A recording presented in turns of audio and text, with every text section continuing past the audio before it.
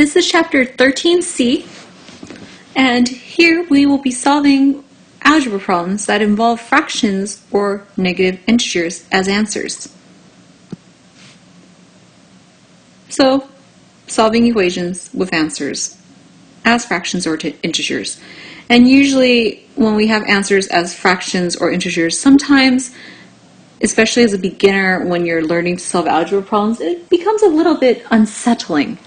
So at this point, it's okay to have answers that are fractions or negative numbers.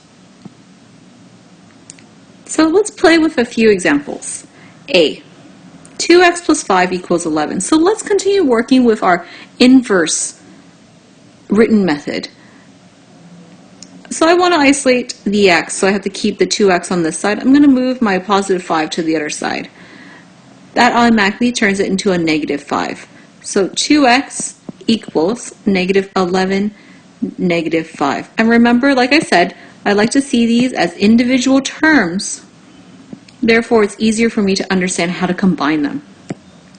So negative 11, negative 5, meaning if I took 11 things away from you and I took 5 things away from you, how many things did I take away from you in total?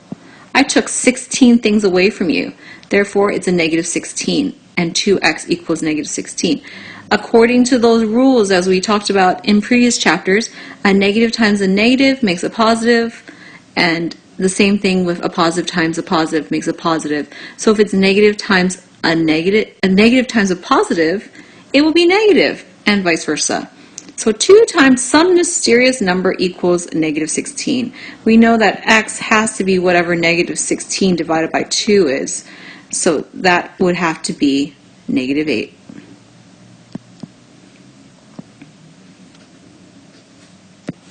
Okay, in the next one, go ahead and get as far as you can, and then pause when you get a little confused and continue the video.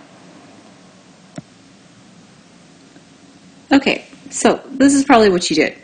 You move the negative 9 over, so it becomes 5x equals 12 plus 9, which makes 5x equals 21. Then you're thinking, whoa, how do you divide 21 by 5?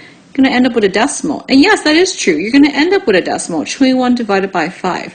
However, in algebra, some decimals are irrational and they keep going and going and going endlessly. And there's some decimals that just terminate. Now, with algebra, it's actually more precise to keep your answer as a fraction.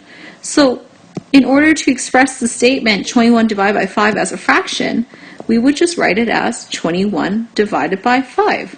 And there you go. That's your answer. Or you can turn it into a mixed fraction and say that this is 4 1/5 as well. So at this time, pause the video and try to do the last problem by yourself.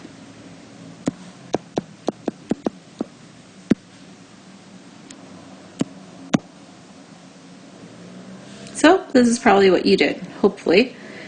2x equals 0 minus 9, which is just minus 9. Then you have to divide negative 9 by 2 to get rid of the 2. And, well, let's leave it as a fraction. Negative 9 divided by 2. There you go. Or you can also say the answer is negative 4 1/2. Both answers work. That's it.